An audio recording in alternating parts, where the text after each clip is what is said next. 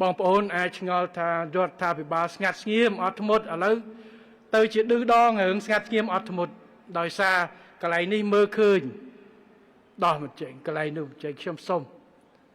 ឲ្យបងប្អូនយល់អំពីអត្ថប្រយោជន៍របស់វា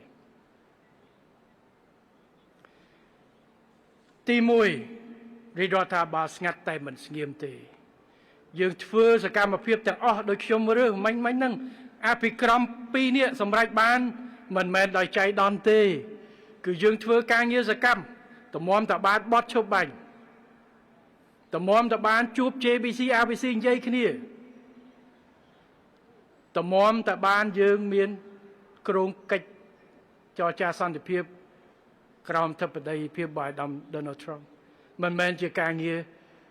ដែលយើងស្ងៀមឲ្យកើតមានទេគឺការខិតខំប្រឹកប្រែង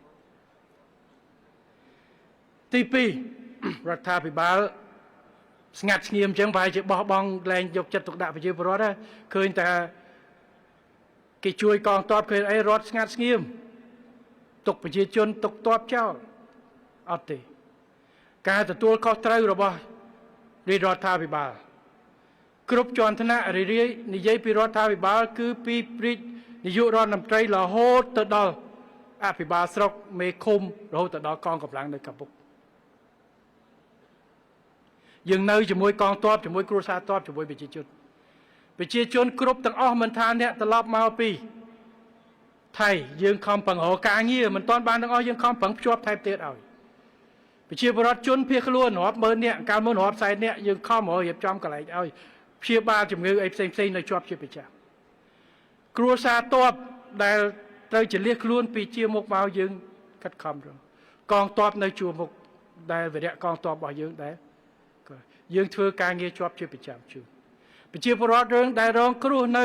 ប្រៃចាននិងជោគជ័យយើងបន្តជួយបែបបោះបង់គាត់ចោលទេជាអកុសលវាមានកើតហេតុប៉ះពាល់ប្រមាណគ្រួសារយើងមិនបោះបង់ការជួយនិងការខិតខំស្ដារឡើងវិញនោះទេប៉ុន្តែយើងទប់សភាពការដែលបើសិនជាយើងមិនស្រួលមិនមែនមានតែប្រមាណផ្ទះហ្នឹងទេពេញភូមិបាទ